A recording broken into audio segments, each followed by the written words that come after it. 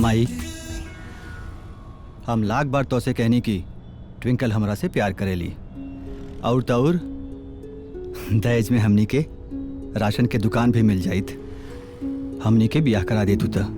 लेकिन ना, तो कहता पेट्रोल पंप लौकत रहे, लाख रुपया महीना हाथ में बिछलात रहे, और तू मधु से हमार जबरदस्ती ब्याह करा देलू।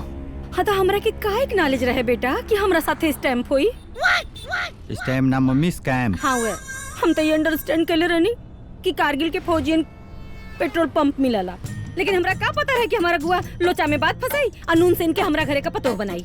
ए माई, हमरा वो छलपटवा अगुआ भेटा जाए नु तो खींच के कनपटिया के नीचे मारम छापड़। हाँ, बड़ा लबरा रहे दादा, कुंडली खोले से पहले पेट्रोल पंप के कागज खोल के रख देलस। अब का कहत रहे हो? हाय देखी, पूरा पेपर रेडी बा। जैसे ही मधु के गृह प्रवेश हुई वैसे ही पेट्रोल पंप रहुआ सबके हाथे में। फिर पूरा जीवन प्रभात बाबू के नौकरी करे के जरूरत नहीं खे, और लक्ष्मी के साथे लक्ष्मी आई। हाँ तो लक्ष्मी के साथे लक्ष्मी आ गई ना। आज पूरा 1 साल 4 महीना हो गए हमने के बियाह के। मम्मी तुम्हार पूरा लाइफ बर्बाद कर देलू। प्रभात, माई से बात ना करे के। करे दे। इनका के का पता बा कि आजकल ट्विंकल से जोनी I love you Sona, I love you बाबू करता रहा ना, इकुल हमरे सेटिंग करावल है। पर माई ट्विंकल के पापा कहा तारन कि जब तक हमनी के डिवोर्स ना हुई तब तक वो हमनी के बियाह ना करी हैं। डू नॉट भेरी बेटा, कितनी बार समझाएंगी, यू डू नॉट भेरी। आज तक कोर्ट में डिवोर्स होइए के रही।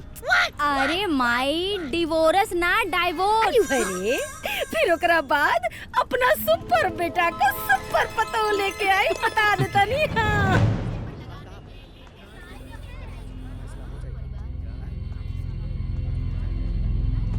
All set.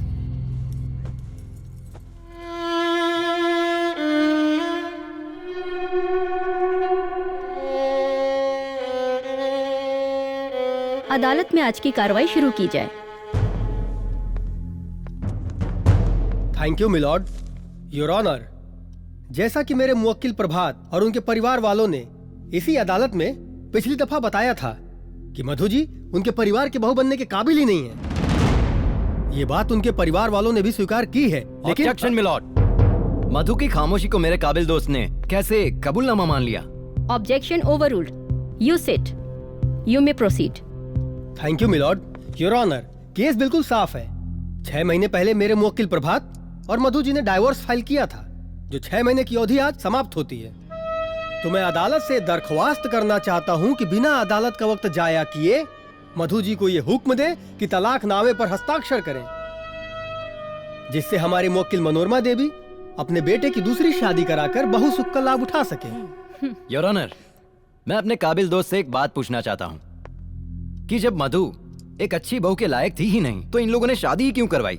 योर ऑनर, मैं अपने काबिल दोस्त को बताना चाहूंगा कि शादी विवाह एक पारिवारिक गाठजोड़ होती है। परिवार के मान मर्यादा को ध्यान में रखते हुए बहुत सारी बातें छुपा ली जाती है। योर ऑनर, इस केस में भी सेम टू सेम ऐसा ही हुआ। पर जब मधु जी शादी करके प्रभात के घर पर आई तो धीरे धीरे उनका रंग खुलता गया और उनका असली चेहरा सामने आया, जिससे पता चला कि वो घर में रहने के लायक ही नहीं है। मिलॉर्ड, मैं अपने काबिल दोस्त से यह भी पूछना चाहता हूँ कि एक लायक बहू का क्या मापदंड होता है? मिलॉर्ड, इस केस में कहीं ऐसी कोई चर्चा नहीं है कि मेरी मुवक्किल मधु को खाना बनाना नहीं आता है, या सास के पैर दबाने नहीं आते हैं, या फिर सब्जी में नमक कम डालती है। Order order, you may proceed. Thank you milord, आप खुद एक महिला है और भली बात जानती हैं कि बहुओं का नमक ही पहला दुश्मन होता है जो घर में अशांति फैलाता है।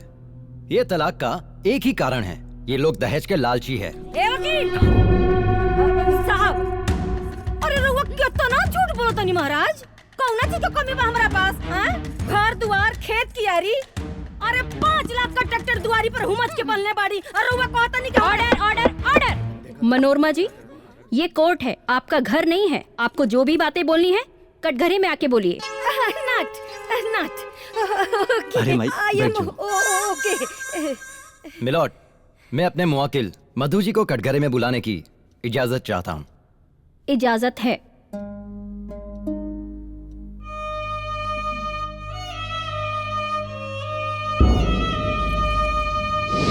पूरा फिल्म देखे खातिर अभी डाउनलोड करी दंगल प्ले ऐप।